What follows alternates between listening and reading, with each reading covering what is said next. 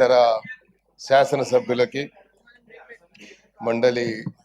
శాసన మండలి సభ్యులకి కార్పొరేటర్స్కి అదేవిధంగా కమిషనర్ గారికి అధికారులకి అనధికారులకి మీడియా సోదరులకి అందరికీ నమస్కారాలు తెలియజేసుకుంటూ ప్రధానంగా 2-3 అంశాలు ఇప్పటికే గత 10 రోజుల నుంచి చర్చలు జరుగుతూ ఉన్నాయి. ఈ డీలిమిటేషన్ ప్రాసెస్ మొదలైనప్పటి నుండి చాలా మంది కార్పొరేటర్స్ లో ఒక ఆవేదన ఆందోళన మాత్రం ఉంది. కాకపోతే ఎప్పుడన్నా ఏదైనా ప్రాసెస్ జరిగినప్పుడు ముందు ఇచ్చేటువంటి సమాచారం కార్పొరేటర్స్ గాని ఉంది. కానీ ఒక మాట నేను శ్రీనివాస్ యాదవ్ గారితో విభజించదలుచుకున్నాను. గతంలో కూడా 200 డివిజన్స్ చేసినప్పుడు కార్పొరేషన్ మెర్జ్ చేసినప్పుడు ఎవరికి సమాచారం లేదు. సెక్రటరియట్ లో కూర్చొని జీవో మాత్రం వచ్చింది. ఆ జీవో కాపీ మాత్రమే మాకు వచ్చింది. We're not aware about those GO. ఇది సో జరిగింది గతంలో కూడా అలాంటి. I have this copy. So గతంలో కూడా జరిగాయి. సో ఎందుకంటే ఇప్పుడు ఈ హైదరాబాద్ సిటీ ఒక విశ్వనగరంగా మరి గుర్తింపు పొంది ఇప్పటికే గౌరవ ముఖ్యమంత్రి గారు ఈ రాష్ట్రాన్ని 2047కి 3 ట్రిలియన్ ఎకానమీకి చేర్చాలని ప్రయత్నంలో భాగంగా ఇప్పుడు హైదరాబాద్ లో ఉన్నటువంటి మున్సిపాలిటీస్ మరి సరౌండింగ్ లో ఉన్నటువంటి మెర్జ్ చేసినప్పుడు తప్పకుండా ఇది గ్లోబల్ సిటీగా గుర్తింపబడుతుంది. ఇప్పుడే అందరు చెప్పారు, దీన్ని వెల్కమ్ చేస్తున్నారని. అందరు కూడా వెల్కమ్ చేస్తాం. కానీ సైంటిఫికల్ గా చేశారా లేదా అనేది ఒక ఆవేదన మాత్రం ఉంది. దీన్ని చేయడానికి మీరేమో డెడ్ లైన్ ప్రాసెస్ కమిషనర్ గారు మాట్లాడుతూ 17th కి డెడ్ లైన్ పెట్టారు. సో మరి ఇది ప్రిలిమినరీ నోటిఫికేషనే కాబట్టి ప్రిలిమినరీగా నోటిఫికేషన్ ఇచ్చినప్పుడు is there any possibility extend the date? ఎందుకంటే ఇంకా వాళ్ళకి ఎవరికి ఏం లేదు, ఓన్లీ టోపోగ్రఫికల్ గా వచ్చినటువంటి ఇది చూసినట్టయితే మేము గూగుల్లో కూడా తీసాము. చూస్తే ఏమైంది, ఇక్కడ డెన్సిటీ ఉన్నటువంటి ప్రాంతాలు వేరే ఉన్నాయి, కోర్ ఏరియాలో ఉన్నటువంటి దీనికి చాలా వ్యత్యాసం ఉంది ఇందులో.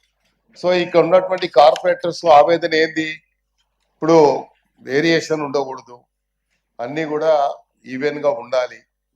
ఇప్పుడు కమిషనర్ గారు మాట్లాడుతూ నాలాలు కానీ ఏమైనా రూట్స్ కానీ వచ్చినప్పుడు ఆ యొక్క డివిజన్స్ ని మేము కొంచెం ఇదిగా చేయడం జరిగిందని చెప్పడం జరిగింది. సో దాన్ని తీసినప్పుడు ఒకటి మాత్రం మేము కమిషనర్ గారు ఇచ్చింది ఒకటి మాత్రం వెల్కమ్ చేయదలుచుకున్నాము. శాసనసభ్యులు ఉన్నటువంటి ప్రాంతాల్లో ఉన్న డివిజన్స్ పెరిగిన దాన్ని అది మాక్సిమం గా కవర్ చేసుకుంటూ ఆ పరిధిలో ఉండేటివే కవర్ చేశామన్నారు. కోర్ ఏరియాస్ లో మాత్రం కొంచెం ఇబ్బంది ఉందని చెప్పారు. సో దీన్ని కూడా ఒక సైంటిఫికల్ గా చేసే విధంగా, ఎందుకంటే ఆవేదన ఇక్కడ ఉన్నటువంటి శాసనసభ్యుల కంటే కార్పొరేటర్స్ ఉంది.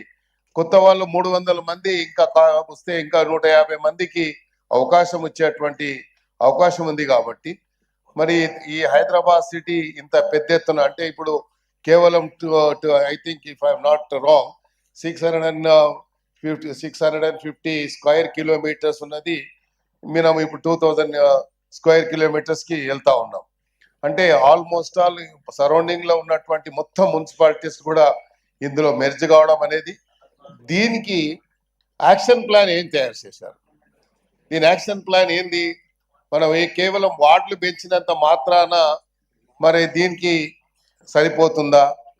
దీనికి బడ్జెటరీ ఏంది అలొకేషన్ ఏమైనా ప్లాన్ చేశారా? దీనికి కావాల్సినటువంటి బడ్జెట్ తో పాటు అక్కడ ఉన్నటువంటి ప్రాంతాలని అభివృద్ధికి, ఎందుకంటే హైదరాబాద్ సిటీలో మళ్ళా మనం అభివృద్ధి విషయంలో చాలా చూసినట్టయితే దీంట్లో వివిధ డిపార్ట్మెంట్స్ తో మనం కోఆర్డినేట్ చేయాల్సిన అవసరం ఉంది. ఎందుకు కోఆర్డినేట్ చేయాలి అంటే చాలా ప్రాంతాల్లో ఇంకా అభివృద్ధి చెందలేదు. అభివృద్ధి చెందని ప్రాంతాలు కూడా ఇప్పుడు ఇక్కడ మనకు ఈ జిహెచ్ఎంసి పరిధిలోకి వస్తున్నాయి. కాబట్టి ఆ పరిధి నుండి అక్కడ అభివృద్ధి చేయడానికి ఇప్పుడు దీన్ని ఎట్లా విభజించారు, దీన్ని విభజించడానికి అభివృద్ధి గురించి యాక్షన్ ప్లాన్ ఏమైనా ప్రిపేర్ చేశారా? So that is more important. మనం ఇది ఒక పక్కనేమో ఇది గ్లోబల్ సిటీగా అభివృద్ధి జరుగుతున్నటువంటి ఈ సిటీలో 300 కార్పొరేషన్స్ డివిజన్స్ రావడం, అందరు కూడా irrespective of any political party we all welcome it, అందులో there is no doubt about it. కాకపోతే ఏంటంటే దాంట్లో మనము చేసేదాన్ని సైంటిఫికల్ గా చేయకుండా, my request is end of the ఇది before concluding my speech, my request is please one more meeting with all the representatives. all the irrespective of any political parties, you call to your chamber or mayor chamber. We will have one more discussion on this. Thoroughly we'll discuss this. అప్పుడే ఒక దీనికి outcome వస్తుందని నేను భావిస్తా ఉన్నాను. ఎందుకంటే ఇంత పెద్ద ఎత్తున హైదరాబాద్ సిటీని, హైదరాబాద్ పెరగాలి, హైదరాబాద్ గ్లోబల్ సిటీలో ఒక పక్కన ఇప్పటికే పేరు పొందు మొన్ననే జరిగినటువంటి గ్లోబల్ సమిట్ లో కూడా పెద్ద పెద్ద మన ఇండస్ట్రియలిస్ట్ వచ్చి మన ఇన్వెస్ట్మెంట్ రావడం కానీ ఇవన్నీ కూడా శుభ పరిణామంగా మేము భావిస్తా ఉన్నాం.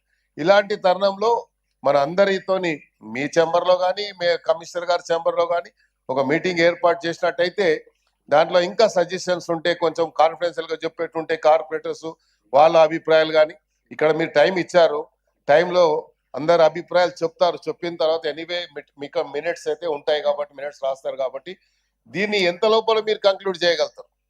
ఈ రోజు మీరు ఇచ్చిన తర్వాత డెడ్ లైన్ ఇస్ టుమారో. మీరు చెప్పింది రేపటికి డెడ్ లైన్ అంటాం.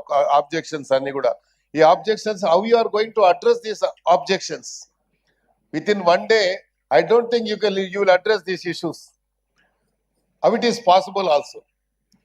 ఇంతమంది అంటే 150 మంది చెప్పే ఆబ్జెక్షన్స్ ని I don't think you have that machinery to address this issue as far as my knowledge is concerned, because I am representing public representative ga. This is my 6th time I became MLA, so almost 3 decades అయిపోయింది. So ఇక్కడ మేము చేస్తున్నాం కాబట్టి ఇంత machinery లేదు మన జిహెచ్ఎంసీలో. కాబట్టి దాన్ని ఎట్లా అడ్రస్ చేస్తారు అనేది కూడా మీరు ఆలోచించాలని కూడా తెలియజేసుకుంటూ, యాక్చువల్లీ నాకు today unfortunately my brother-in-law passed away. I am attend to that funeral, but this is important issue కాబట్టి I came here to give my suggestions and my whatever objections I have. In fact, I have already given in written. మాకు ఉన్నటువంటి దీన్ని కూడా commissioner గారికి మీకు కూడా ఇచ్చాను. I hope definitely you take all the members, because you are the custodian of this house.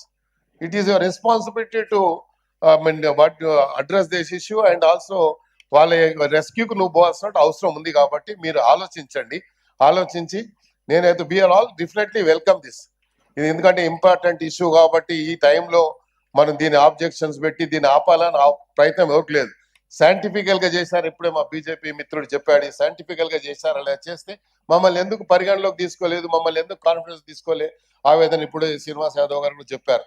అందరినీ confidence తీసుకొని చేసి ఉంటే అట్లీస్ట్ బిఫోర్ మీరు చేసే ముందు హెచ్ఆర్డీలో 15 రోజులు మీరు దీంట్లో అధ్యయనం చేశారు, వేరియస్ హోంవర్క్ చేశారు, చాలా స్టడీ చేశారు.